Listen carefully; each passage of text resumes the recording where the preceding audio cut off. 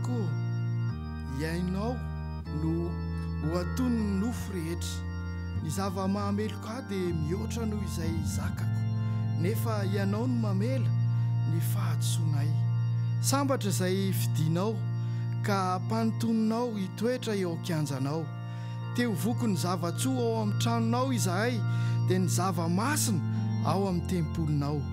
Zava-mahatahotra no ataonao amin'ny fahamarinana, ho valy ny vavakay. Ry Andriamanitra ny famonjena anay eo, ry toko ny farany tany rehetra sy ny ranomasina eny lavitreny, mampiorona ny tendrombohitra amin'ny herin'izy, misikina fahatanjahana izy. Eny, mampitsahatra ny firondroan'ny onjan-dranomasina izy sy ny fitabataba ny firenena. Dia matahotra noho ny famataranao ny mponina any aparan'ny tany, ny any amin'ny fiposahan'ny maraina sy ny hariva ho ampioboinao. Mamangy ny tany ianao ka mahamando azy, mampavokatra azy betsaka ianao. Ny onin'Andriamanitra dia tondra-drano, mamboatra vary ho an'ny olona ianao, ka izany no famboatrao ny tany.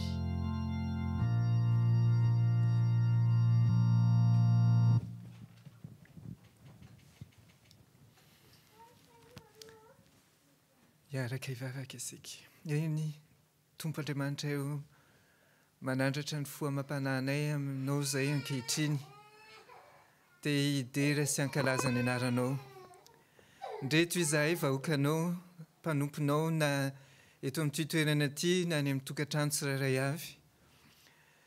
Dia ianao anie Andriamanitra mba hitsidika anay tsirairay avy.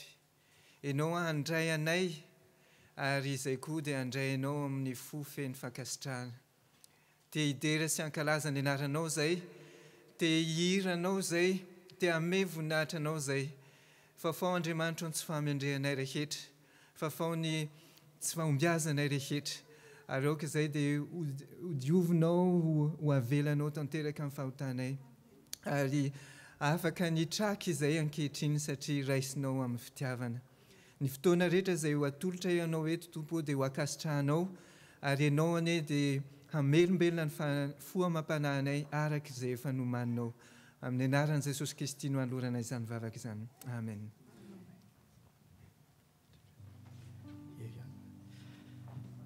Afaliana ho anay no miarahaba antsika rehetra tratr'izao sabata izao. Sabata izay hanovozantsika hery avy amin'Andriamanitra. Sabata izay iaonantsika ihany koa amin'ireo zanak'Andriamanitra marobe. Ary faly izahay indrindra ianao izay manaraka aminay mivantana koa ankehitriny.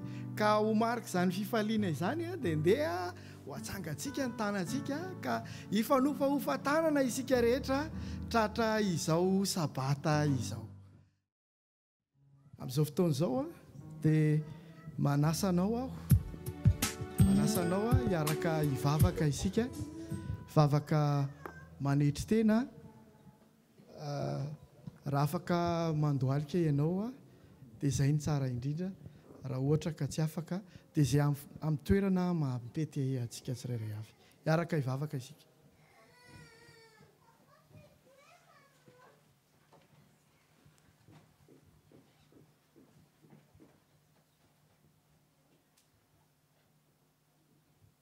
Andriamanitra be fitiavana, mpamindra fo, tianay, mpamela heloka, mpitantana, Andriamanitra mpiaro, ary Andriamanitra mahalala ny mahasoa ny tsirairay avy aminay ianao. Atolotra ianao Tompo ny hidera, ny haja, ny saotra, ny voninahitra noho izany fitiavana lehibe izay atolotra ao anay izany. Ankehitriny dia indreto ny vahoakanao. Indreto izahay amin'ny maha olombelona anay, amin'ny manofo sy rà, amin'ny mampanota, amin'ny mahameloka anay. Mangataka aminao izay Tompo ny hamelanao ny tsy fahamendrehanay. Fafao madio ny helokay Tompo. Fantatray fa ianao irery ihany no afaka manadio izany. Ary isaoranay ny naniranao an' Jesosy izay ny solo vaika ny amonjy anay noho izany fitiavana lehibe izany. Ray malalo amin'ity androany ity dia indreto izahay. Indreto izahay ary tonga eto izahay hideranao. Tonga eto izahay andray fampaherezana avy aminao. Tonga eto izahay andray fitahiana avy aminao. Ireo namanay izay miendry sy manaraka izao fandaharana izao, mangataka aminao zay Tompo mba hijerenao azy ireo amin'ny fomba manokana, hitahianao azy ireo amin'ny fomba manokana. Izay ihany koa dia mangataka aminao mba ho tahianao amin'ny fomba manokana, na ny ankizy majinika izany, na ny lehibe, na ny tanora. Amin'ity androany ity koa eo dia mangataka aminao ho an'ireo namanay izay tsy salama izahay, ianao no hanome fahasalamana azy ireny. Mangataka aminao izay ho an'ireo namanay izay manana olana, raha eo kasio izany olana izany. Ho an'ireo namanay izay mila izany vahaolana izany, omeo azy izany Tompo. Ary ity sabata androany ity dia mangataka izay mba ho feno ny fanatrehanao izany. Izany no vavaka izay irinay, sangatanay ary atolotray eo amin'ny seza fiandrananao. Saotra raha eo. Amen. Amen.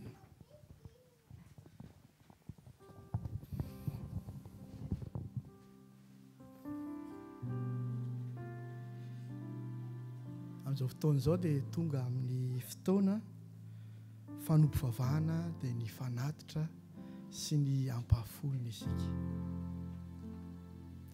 Ny fanatitra sy ny ampahafolony dia anisan'ny zavatra anankiray izay mampifanakaiky antsika amin'Andriamanitra.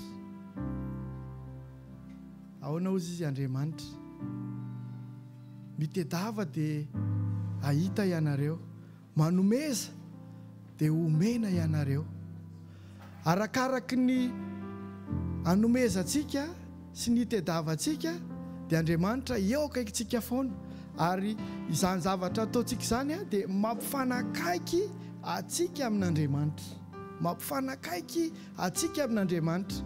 Izany hoe ny fandraisantsika anjara amin'ny fanaovana ny ampahafolony sy fanatitra zany dia fandraisantsika anjara amin'ny fanompoana izay atao amin'Andriamanitra, zany hoe mpanakaiky atsika amin'Andriamanitra.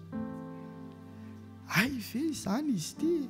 Ay ve zany tsika manao ampahafolony sy fanatitra tia vao maintsika me manakaiky an'Andriamanitra? Ary tena tsara dia tena tsara izany. Irariko mba anakaiky hatrany an'Andriamanitra isika, ary tsy analavitra an'Andriamanitra fa anakaiky hatrany an'Andriamanitra. Asehoy ary amin'ity androany ity izany fanakaikaizana ataontsika amin'Andriamanitra any amin'ny alalan'ny ampahafolony sy ny fanatitra. Manasa n'izy mirahavavy mba hiroso eny andaharana, ary manasa ny mpitendry mozika mba hanaingo sy handravaka izany.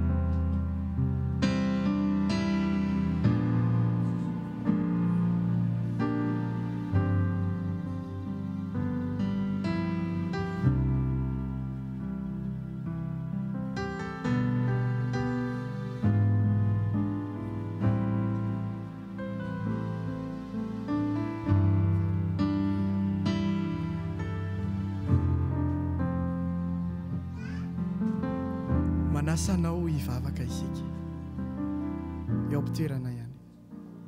Ray malalo, indreo ny ampafolony sy fanatitra izay natolotra ho anao. Raiso izany Tompo mba ho manimpofona eo amin'ny seza fiandriananao ary ho famitana ihany koa ny asa izay ho tanterahina. Raha eo tena sitrakay ny fanantona aminao indrindra fa no any amin'izany fiainana mandrakizay izany. Koa tehirizo izahay Tompo mba ho eo akaikinao mandrakariva sy eo anilanao mandrakariva. Saotra Ray malalo. Amen. Amen. Et maintenant, nous arrivons au moment des enfants. Est-ce qu'il y a des enfants dans la salle? Oui, oui. J'invite Artine de vous présenter l'histoire pour les enfants.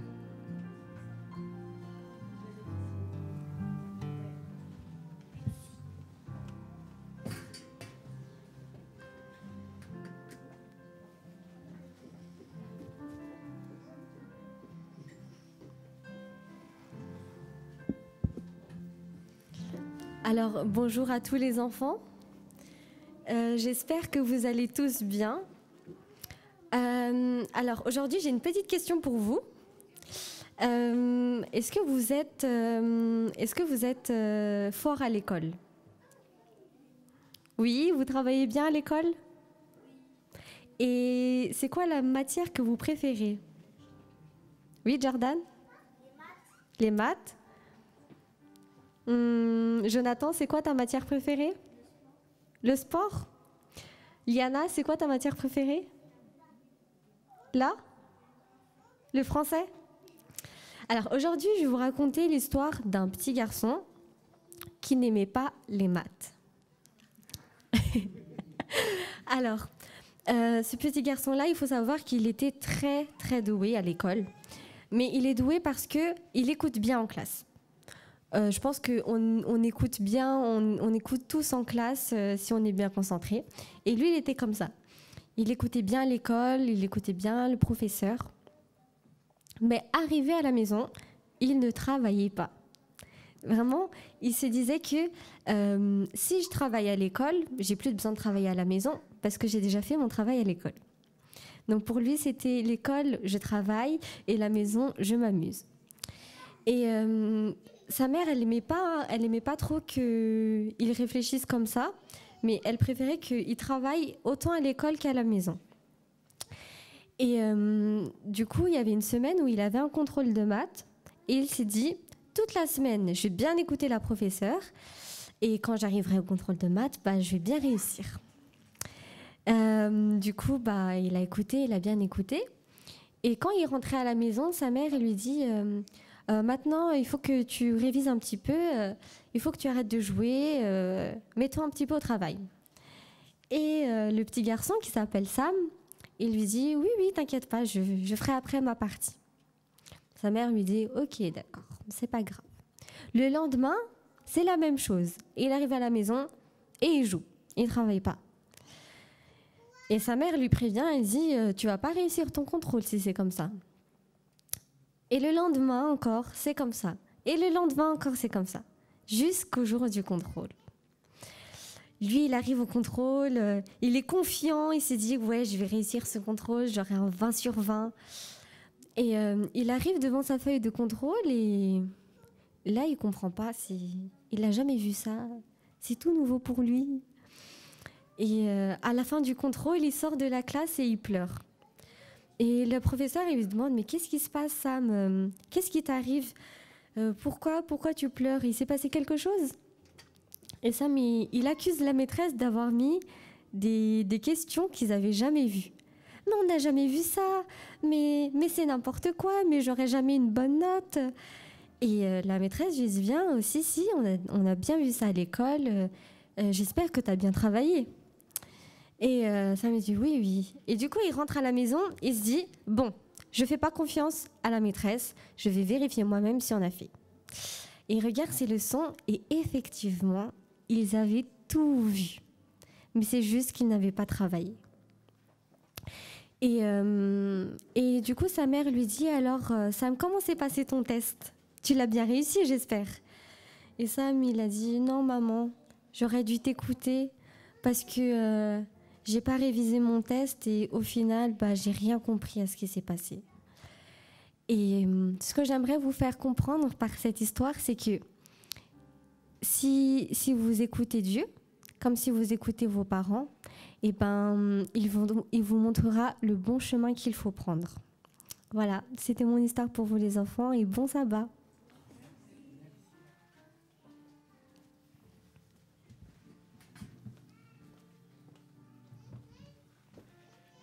Isaorantsika hiaritiana amin'izany tantara ho an'ny ankizy izany.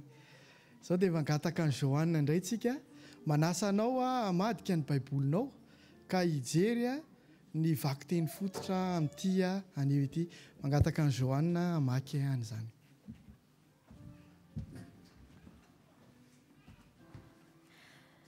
Deutéronomia toko fara 30 andininy fa 4 ka hatramin'ny fa 7. Deutéronomia toko fa 30 andininy fa 4 ka hatramin'ny fa 7. Amin'ny anaran'i Jesosy, fa eo akaikinao indrindra ny teny dia eo ambavanao sy eo am-ponao mba arahinao. Indro efa nataoko teo anoloanao ny androany ny fiainana sy ny soa ary ny fahafatesana sy ny loza. Tamin'ny nandidiko anao androany ho tia an'i Jehovah Andriamanitrao ka handeha amin'ny lalany ary hitandrina ny didiny sy ny lalàny ary ny fitsipany mba ho velony ianao ka hiamaro ary mba hitarihan'i Jehovah Andriamanitrao anao any amin'ny tany izay efa hidiranao olovana. Fa raha mivily kosa ny fonao ka tsy mihaino ianao fa voataona hiankoka eo anatrehan'izay andriamanin-kafa sy hanompo azy dia lazaiko aminareo anio fa ho ringana tokoa ianareo ary tsy ho maro andro eo amin'ny tany izay efa hidiranao olovana. Rehefa tafita ny Jordania ianareo, miantso ny lanitra sy ny tany ao anio mba ho vavolombelona aminareo fa efa nataoko teo anoloanao ny fiainana sy ny fahafatesana ary ny fiainana sy ny fanozonana ary fitahiana sy ny fanozonana koa amin'ny fidiana ny fiainana mba ho velona ianao sy ny taranakao. Amen.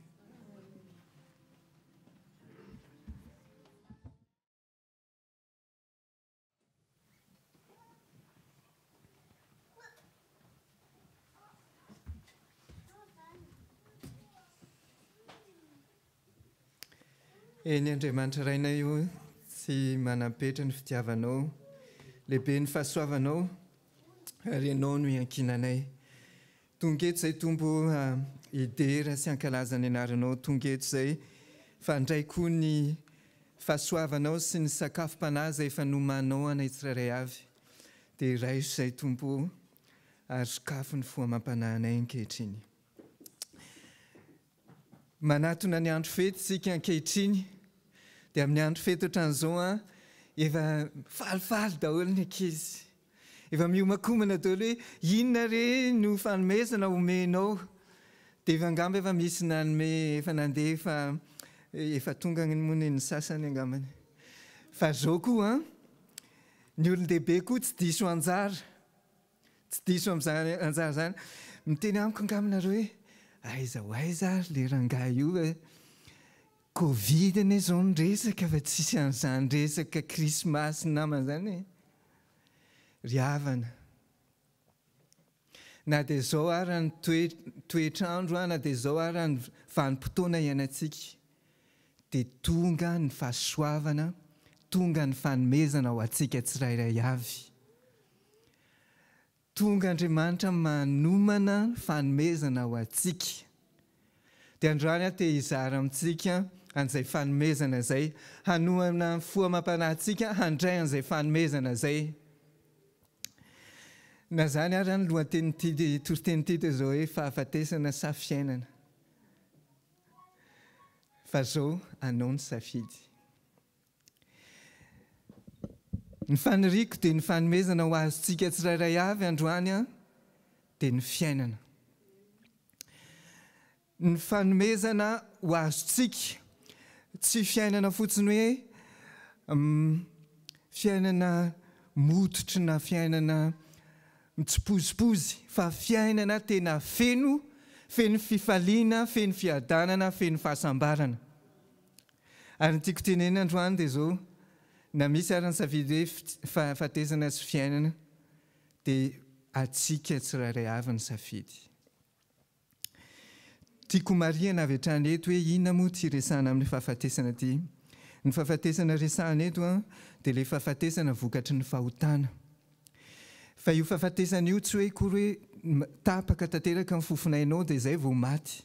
Fa fahafatesana resahana eto dia fahafatesana satria tsisy fiainana miaraka amin'Andriamanitra, tsisy fifaliana. Eritrereto hoe vao mifoha maraina ianao dia efa inona indray no ataoko amin'ity androany ity. Tonga ny alina, tsy nahavita an'ity, tsy nahavita an'ity, tsy nahavita an'ity. Tsy matory mihitsy ianao na andro na alina, ny andro moa tsy tokony hatory fa ny alina. Satria mitaintaina. Dia ny andro ianao maika tianao vita haingana ilay izy. Vao manomboka ny herinandro dia efa hoe roviana reny sabata fa tia handalo an'ity herinandro avao. Izay ilay fahafatesana anisany ho resahana. Dia ilay fahafatesana anankiray, ilay fahafatesana izay tsy misy fitsanganana intsony ary tsy manandova ny fiainana mandrakizay. Mety hoe hiteny ngampanareo tsika rehetra ny handalo amin'izany fahafatesana izany daholo. Eny tompoko. Fa izao no tenenin'ny Satana. Tamin'ny hevitra tadidinareo ny zavatra ny teneniny. Tsy ho faty izany anie ianareo e. Mieritreritritsika hoe izany velona izao dia izay no ararotiko. Fa mety isy ilay fahafatesana, ary ilay fahafatesana maharitra. Dia ilay momba ny fiainana indray, ny fiainana ho resahantsika eto izany dia ilay fiainana eny fa dia ny eto amin'ity tany ity. Fiainana miaraka amin'Andriamanitra ary tsy fiainana fotsiny hoe tsipozipozy hoy fa fiainana feno fiadanana. Ary fiainana mandrakizay dia mety mbola hiteny koa nareo hoe ka tsika anie tsy maintsy ho faty daholo. Izao no tenenin' Jesosy ao amin'ny Jaona 1:10. Zaho izy no fitsanganana amin'ny fahafatesana, zaho no fiainana. Ka izay mino ahy dia hanana ny fiainana. Eny fa na dia handalo amin'ny fahafatesana ary izy. Sady fampanantenana ihany no fampaherezana ao antsika. Izay ankehitriny mety hoe ao anatin'ny aretina na ao anatin'ny fahoriana satria nandao havana akaiky. Dia ahoana tokoa moa no ho avin'ireny olona ireny. Jesosy Kristy dia mampahatsiaro antsika. Fa eny fa na dia handalo amin'ny fahafatesana ary dia mbola hitsangana indray. Natao ara hoe tsy ohatran'ny Lazarosy izay nitsangana tamin'ny fotoanan'i Jesosy, fa hitsangana ary ho amin'ny fiainana mandrakizay. Amin'ny fiainana izay tsy misy tomany intsony, amin'ny fiainana izay tsisy alahelo intsony, amin'ny fiainana izay tsisy fisarana intsony, fa ny fiainana miaraka amin'Andriamanitra mandrakizay. Izay izany no safidy eto. Fahafatesana na fiainana miaraka amin'Andriamanitra. Ka anao ny safidy. Dia raha ny teny izay nivakiantsika tao amin'ny Deutéronomie, raha fitinina fotsiny amin'ny fiteny fohy ilay izy dia toy izao ny zavatra teneniny izy hoe raha atao anatrehanao izy ny fiainana sy ny fahafatesana, fanozonana sy ny fahombiazana dia fidio, raiso ny fahafatesana, raiso ny fitiavana, fiainana azafady, raiso ny fiainana. Ahitako hoe faly be daholo nareo mandray ny fiainana. Raiso ny fahombiazana, raiso ny fiadanana. Dia ahoana hoy izy no anatanterahana an'izay, ny anatanterahana an'izay hoy izy dia tanterao ny tenin'Andriamanitra. Tiava Jehovah Andriamanitrao arao ny didiny, raiso ny teniny, raiso ny lalànany ary iaino amin'ny fiainanao. Ahoana zany ny fomba hifidianantsika izay le fanomezana avy amin'Andriamanitra hoe fiainana izay omeny antsika tsirairay eto, omeny antsika tsy tapaka mihitsy, atolony hoe tia raiso ny fiainana. Ahoana hozy izy a? Dia satria raisinao, safidianao ilay izy hozy izy a, raha ohatra ka tianao Jehovah Andriamanitrao, raha ohatra ianao ka mifikitra aminy, raha ohatra ianao ka manaraka ny teniny. Niezaka nijery an'ity tenin'Andriamanitra ty, inona moa zany ny didin'Andriamanitra? Dia misy azontsika be dia be azo jerena, misy any amin'ny Exodus, misy eo amin'ny Deutéronomie, azontsika vakiana ny Deutéronomie hatramin'ny voalohany ka hatramin'ny farany, misy mombamomba an'io. Fa izay angamba ho lava be ilay toriteny a, dia mety tsy afaka eto tsika raha tsy raha alina na raha-pitso. Fa aloha tonga dia fitina ao amin'ny Matthieu 5 no andraisantsika anazy. Jesosy zany ity na nitondra nyteny tadio zao ohatra ny tenenin' Jesosy hozy izy hoe tsy tonga hozy izy andrava ny lalàna na ny mpaminany, tsy tonga aho andrava fa hanatanteraka. Dia ao aorianan'izay izy ny Matthieu 5 manomboka amin'ny 1:20 dia misy teny vitsivitsy tiako zaraina amintsika. Ny voalohany dia hoy izy hoe aza mamono olona. Dia tohizan'ilay izy dia azo fitiana toy izao hoe aza miteny ratsy olona. Aza mitezitra na miteny ratsy olona. Na ao anatin'ny fahatezeranao dia aza miteny ratsy olona. Nareo ve fa efa nanatrika adina olona teny an-tsena? Indrindra rehefa le samy mamy iny izy.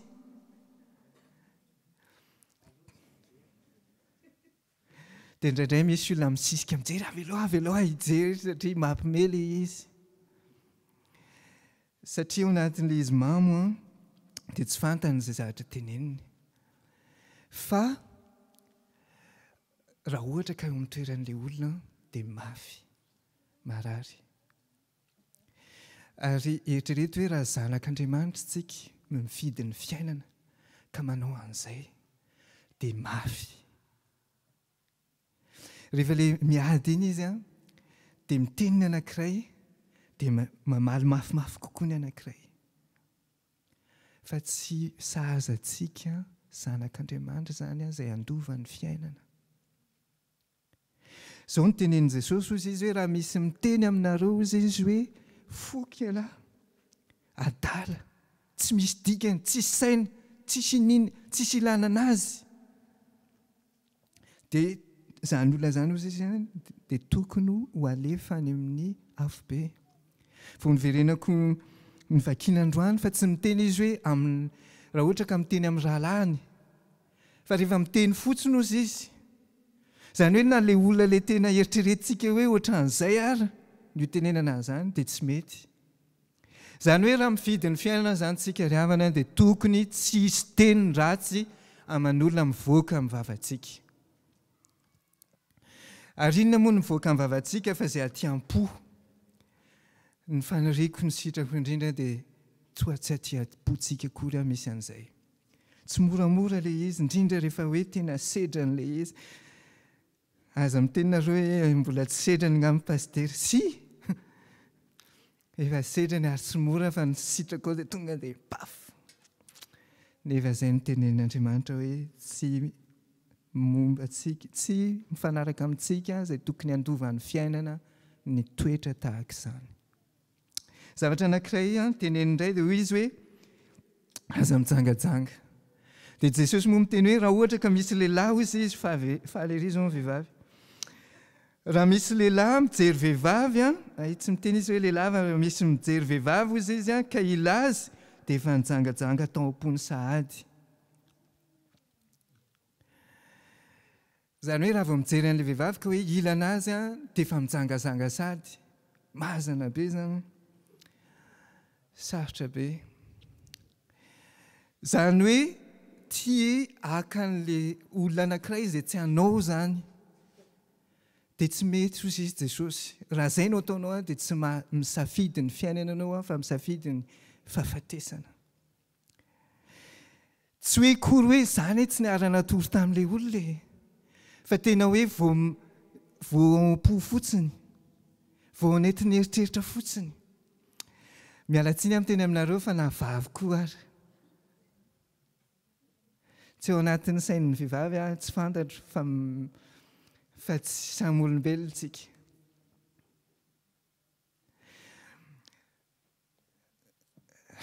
Raha mba ohatra ny ry izao ny vadiko, raha mba ohatra n'iny bogosy, sportif, mampime, mahafinaritra sy ny karazany, intelligent be. Na ohatra hoe tena tsara tarehy sady bika ny tavy ny volony. Raha mba ohatra n'iny izao ny vadiko. Ohatra ny adinontsika sahady fa tamin'ny vao hitantsika voalohany ilay vady iny dia izao tena hita mihitsy. Tonga dia dada sy neny akody vodra. Iny mihitsy no tiaviko mandra-pahafatiko. Dia noho ny mitombo ny taona adino ilay izy hoe io ne ilay olona ny tiaviko. Dia lasa mandeha mitady any amin'ny toeran-kafa. Na rehefa mahita ny hafa dia mitsiriritra. Zavatra tenen'Andriamanitra dia izao anisan'ny didy fitsangajagana ny resahana eto fa ny fitsiritana rehetrarehetra dia zavatra mitondra antsika any amin'ny fahafatesana fa tsy mame antsika ny fiainana. Tadidio fa Andriamanitra izay efa nanome antsika n'ilay vady iny sy ny manome antsika n'izay ananantsika dia mahafantatra fa iny no mahasoa antsika. Dia teneniny hoe mijanona hatramin'ny farany. Dia nitohiny moa aloha izy manao hoe aza misaraka satria misy ny hoe misy ilay taratasy fisarana afaka misaraka izany. Tsy miteny akory hoe merety ao raha ohatra ka tena vonon'ilay anankiray. Fa raha ohatra ka tsy fifanarahana, aoka tsy hisaraka, fa aoka hifankatia hatramin'ny farany. Dia misy teny anankiray tohizan'i Jesosy hozy izy hoe aza mianiny tsy toa fa efa ao amin'i Jehovah ny fianiananao. Misy toetra ny olona tena somary mampalahelo anahy ilay izy indraindray hoe rehefa tena zany mihitsy tena dia avy eo mitady olona ny reniko sy ny raiko sy ny karazany hoe mba hoe tena hoe marina izany ilay zavatra teneniko hoe. Hoy izy ny tenin'ny soratra masina hoe aoka ny eninao dia ieny, aoka ny tsia dia tsia. Raha ohatra ka matahotra ianao tsy ho tanteraka ilay izy dia aza miteny akory. Ny zavatra tena mampalahelo indraindray misy olona ohatran'ny hoe kristianina isika dia miteny hoe tena tahiny Jesosy tena Andriamanitra mihitsy dia miteny momba n'Andriamanitra be dia be nefa avy eo mamitaka olona. Dia sady lasa manao tsinontsinoana an'Andriamanitra indrindra raha ohatra tsika ka manao zavatra ohatran'izany amina tsy kristianina dia mahatonga an'ireny olona ireny hiataka amin'Andriamanitra. Hoy izy hoe jereo ary ireny. Rehefa miteny isika na manao zavatra ka tsy tanterahana dia mahatonga ny olona miala amin'Andriamanitra ary mahatonga ny anaran'Andriamanitra voahosipotaka. Izao ny tenin'ny Andriamanitra amin'ny didiny. Hoy izy hoe aza manontonona foana ny anaran'i Jehovah Andriamanitra ao. Tsika izany dia tokony hoe izay zavatra teneniny io vava io na hoe ampatokiana dia tokony ho tanterahana. Tsy mora ho azany, tsy mora. Kanefa izany no tenenin'i Jehovah hoe andraisantsika, andovantsika ny fiainana fa tsy andehanana any amin'ny fahafatesana. Tiany indray koa izy hoe maso solon'ny maso ary nify solon'ny nify. Mitovitovy amin'ny teo aloha ihany ilay izy hoe rehefa nisy nanao ratsy anahy dia ho asiako ratsy koa izy. Ohatra mora kely mihitsy manao an'izay. Ndresakitsika momba ny tany ampiasana tamin'ny lesona sekosabata teo hoe ho ahoana moa izany. Indray mampisaraka matetika ny hoe rehefa atao am-piangonana dia endry tsara, rehefa mivavaka dia mpanompon'Andriamanitra, fa rehefa any ivelany ny toeram-piasana ohatran'izay dia hafa indray ny fiainako.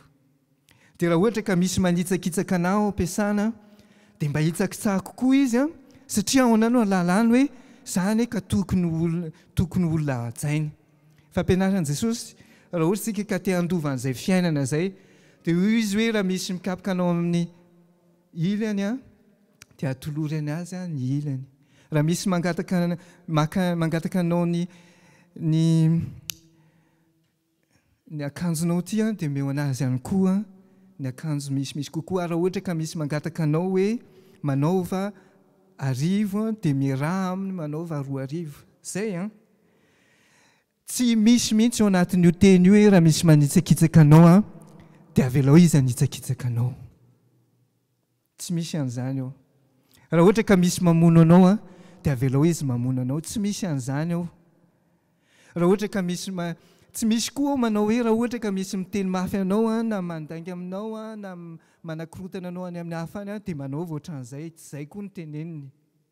Fa ny zavatra teneniny dia izao izy hoe raha ohatra ka misy manao ratsy aminao, marary anao na mafy aminao dia ampisehoy anazy hoe ahoana ny fomba fifandraisana aminy mba hahatonga ny fifandraisanareo ho tsaratsara kokoa. Raha ohatra ka tena hoe tsy mety aminao ilay fifandraisana miata dia ho hitantsika eo rehefa avy eo ahoana nanaovana an'izay. Fa aza mamala ratsy ny ratsy. Raha te handova ny fiainana ianao aoka tsisy teny na fihetsika na fanao ratsy tsy mifanaraka amin'ny fiainana. Dia ny hamarana Jesosy anazy dia hoy izy hoe efa nitenenina hoe tiava ny namanao hamakala ny fahavalonareo. Fa zao izy dia milaza aminareo hoe tiava ny fahavalonareo ary mivavah ho an'izay manenjika ho anareo. Raha ohatra hoe ka tena manenjika anao mafy ilay olona ka tsy afaka intsony ianao hoe mifanakaiky eo akaikiny eo, tsy mety intsony ny mifanaraka aminy dia mieta. Fa rehefa miataka ianao dia mivavah ho azy. Vavah ho azy tsy mba ho voahozona izy, mivavah ho azy tsy ho faty izy, fa mivavah ho azy mba ho tahian'Andriamanitra izy. Aoka isika ho feno an'izay fitiavan'Andriamanitra izay satria ohatran'izay no ataon'Andriamanitra. Ny mitahy ny manodidina, mivavah ho azy, manaova soa anazy. Ny teny soratra masina milaza fa raha sendra noana izy ka mangataka aminao dia omeo. Raha mila fitafiana izy ka mangataka aminao dia aza lavina. Aoka izany sika izay handova ny fiainana, handray an'izay fiainana izay, hanaraka ny fanaon'ny ray, ny asa ataon'ny ray, izay asa tsara. Hoy izy hoe ny rainareo izay any an-danitra hozy izy dia manao dia tia ary manome ny masoandrony eny fa na dia ho an'ny mpanota sy ny ratsy fanahy, manome ho an'ny tsara fanahy ihany koa, manao soa ho an'ny rehetra izy dia tokony ho tahaka izay ihany koa isika zanany. Fantatrareo efa niteneniko teo hoe Satana milaza manao hoe tsy ho faty izany nareo. Dia fantatrareo fa ny mifanipaka izany dia ny zavatra ataon'ny Satana sy ny zavatra ataon'Andriamanitra. Zavatra ataon'ny Satana dia izao hoe tsy ho faty izany nareo, fa na dia miteny mafy kely indray mandeha fotsiny ohatran'iny ary miteny ratsy ohatran'iny tsy maninona. Fa Andriamanitra miteny manao hoe zanako ianareo ka manaova ohatranahy. Fanontaniana apetrako aminareo, inona moa ny asan'ny Satana? Ny asan'ny Satana mpandainga, mpanameloka, mpamitaka. ny asan'ny satana dia zao hoe ianao io mpanota dia sady tsy vitan'izay hoe tsika teneny hoe mpanota fa hoy izy hoe le olona rehetrarehetra manodidina anao reo ratsy daholy dia ampiny sika atosiny sika anao an'izay tsy mora le izy indrindra rehefa le ohatra hoe ao am-piasana reny dia le manomboka mitakoritsika dia manomboka miresaka hoe le patron iny tokoa ny tena loza be mihitsy dia iny koa tsika fa dia lasa manao engany tsisy anao hoe le pastera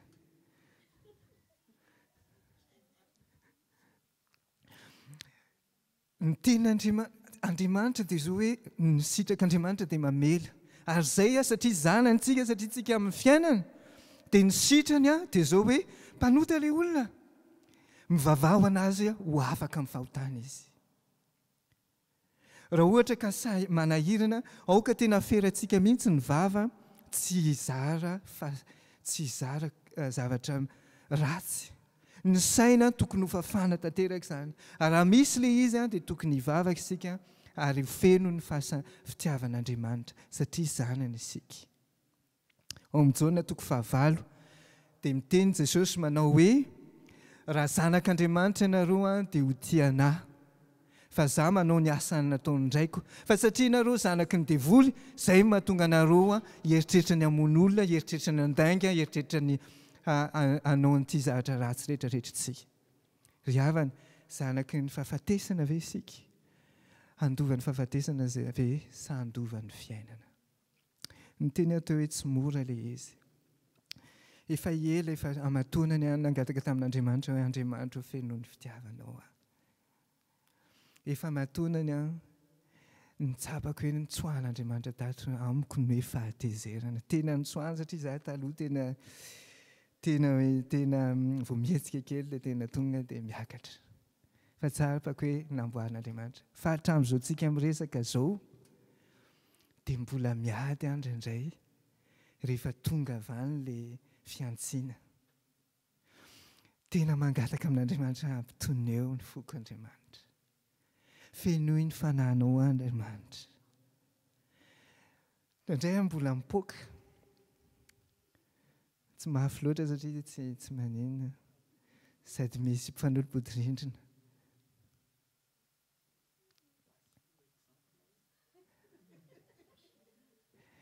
fa hoy ny tenin'ny soratra masina manao hoe raha tezitra ianareo aza manota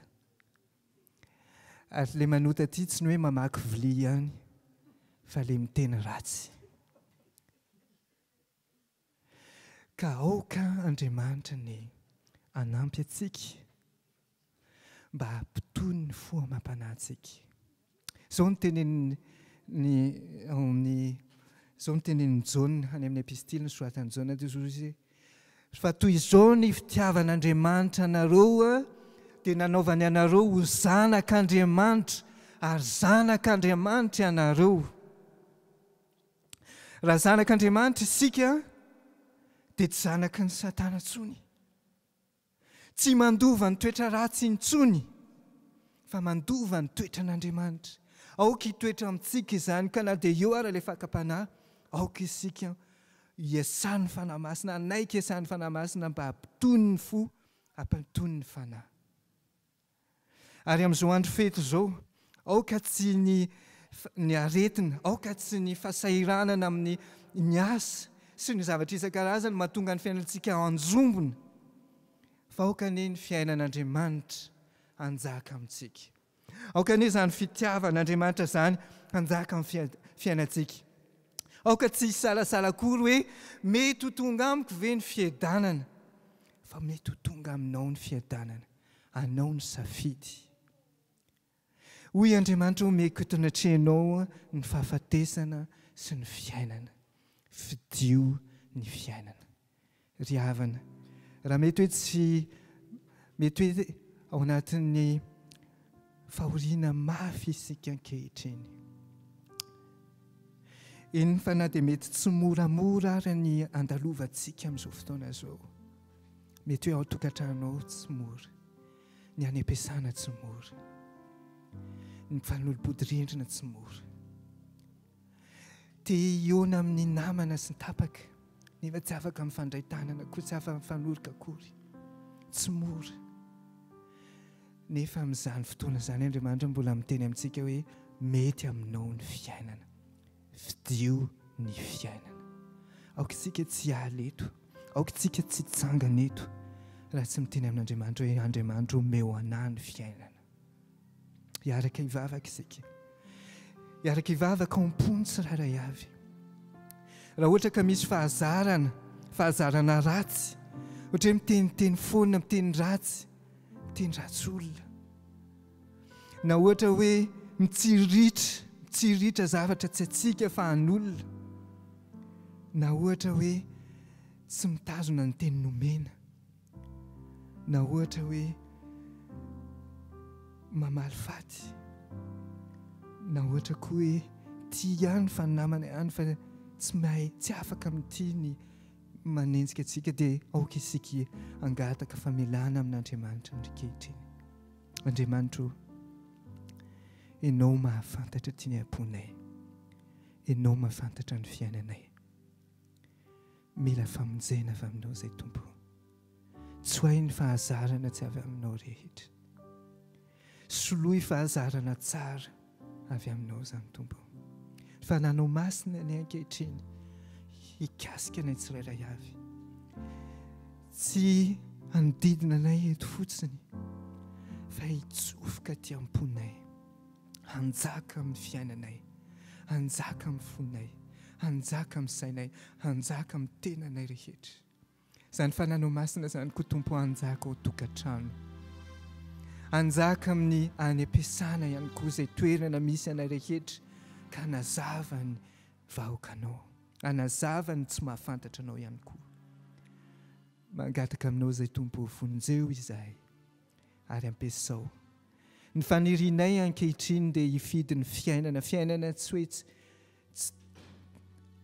tsy pozipozy fa fiainana feno fahasambarana. Tanterao aminay izany Tompo ankehitriny, amin'ny anaran'i Jesosy Kristy no angatahana izany. Amen.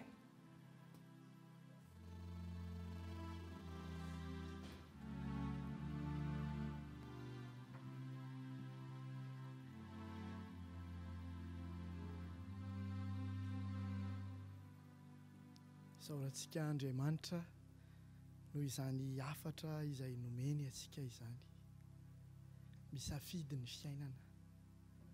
Ary ohatra na manokana, rehefa le hoe ohatra zao hoe ho andeha ho any Tamatavy, dia efa tsy androko mihitsy na ny ao an-trano ao dia efa ohatra ny efa any Tamatavy ireny ianao.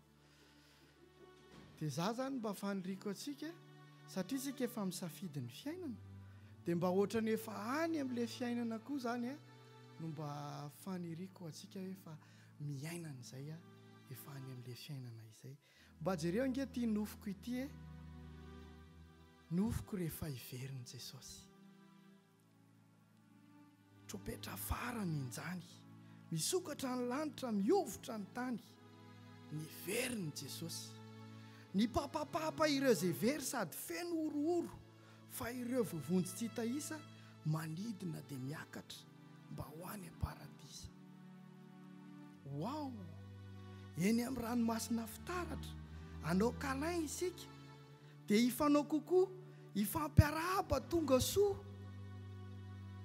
Farany, andao hoe tantaraina inona no hitranga vao mihinana hazonaina. Hoay! Bebe ilay fotsy volo teo.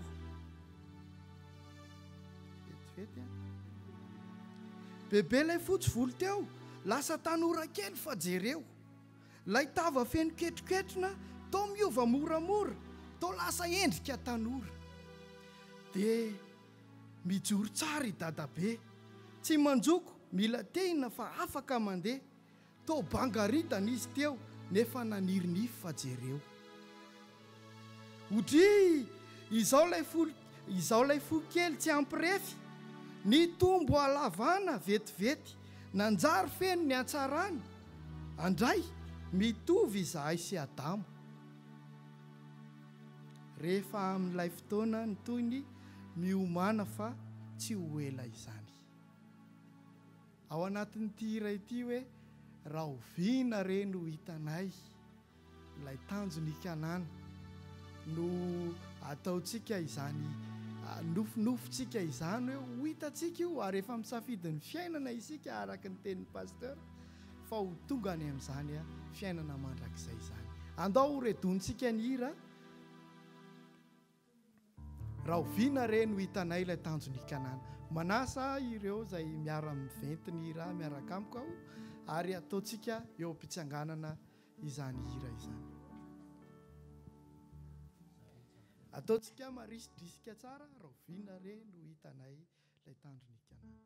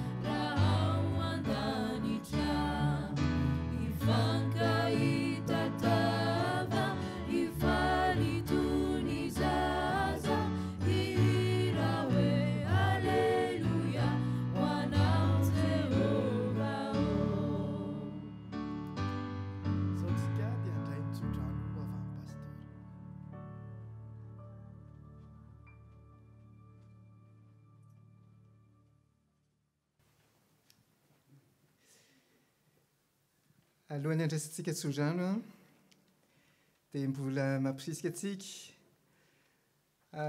handray ny fiainana teny izao teny aty ambany aty ary izary izany fiainana izany koa manodidina ny teny atao manao hoe miady ankehitriny fa misaotra an'Andriamanitra ary